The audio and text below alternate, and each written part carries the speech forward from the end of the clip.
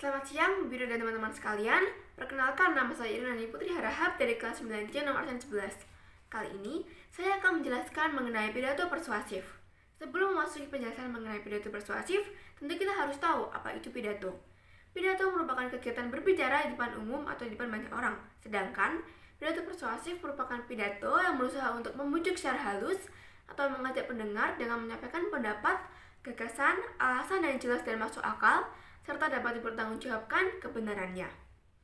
Teks pidato persuasif memiliki struktur antara lain mulai dari pembuka yang berisi salam pembuka, ucapan atau sapaan, dan ucapan syukur. Selanjutnya ada isi pidato.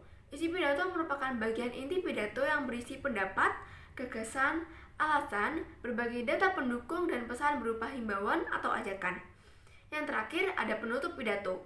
Penutup pidato berisi harapan, permohonan maaf, ucapan terima kasih, dan salam penutup. Teks pidato juga memiliki ciri kebahasaan, antara lain ada kalimat aktif, yaitu kalimat yang subjeknya aktif melakukan kegiatan atau aktivitas. Yang kedua, ada kalimat tugas. Kalimat tugas terdiri dari kata depan, kata sambung, kata sandang, atau kata seru. Yang ketiga, ada kosakata emotif. Kosakata emotif merupakan kosakata yang berhubungan dengan perasaan yang bisa membuat pendengar menjadi tersentuh. Keempat, ada kosakata di bidang ilmu atau istilah. Kelima, ada sinonim atau persamaan kata. Dan yang keenam, kata benda abstrak. Kata benda abstrak menyatakan benda yang sifatnya abstrak atau tanpa wujud.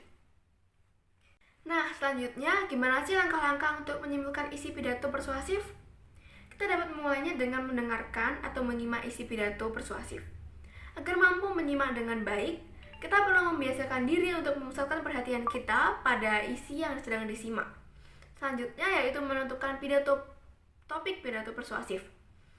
Pidato biasanya berkaitan dengan hal-hal yang menarik perhatian dan menyangkut kepentingan orang banyak, sehingga mampu memberikan inspirasi dan pengetahuan bagi pendengar. Yang ketiga yaitu mencatat butir penting dalam pidato persuasif. Ketika menyimak, kita perlu mencatat butir penting yang sedang disampaikan oleh orator. Catatan ini akan sangat bermanfaat ketika kita mau menyimpulkan isi pidato persuasif. Yang keempat yaitu menyimpulkan gagasan, pandangan, atau pesan dalam pidato persuasif. Berdasarkan butir yang telah kita catat tadi, kita bisa merumuskan simpulan gagasan, pandangan, atau pesan pada pidato. Hal-hal yang perlu diperhatikan saat menyimpulkan adalah kesimpulan harus memuat butir penting atau butir pokok, tidak menyimpang dari isi pidato, serta bukan ringkasan dari isi pidato, melainkan penafsiran pendengar terhadap hal yang telah disampaikan oleh orator. Selanjutnya, kita akan mengetahui langkah-langkah untuk menuangkan gagasan, pikiran, arahan, atau pesan dalam teks pidato persuasif. Pertama-tama, kita harus memilih dan menentukan topik. Usahakan kita memilih dan menentukan topik yang benar-benar kita kuasai, agar kita tidak kehabisan bahan untuk mengembangkannya menjadi suatu teks yang utuh. Yang kedua, kita harus menentukan tujuan pidato persuasif.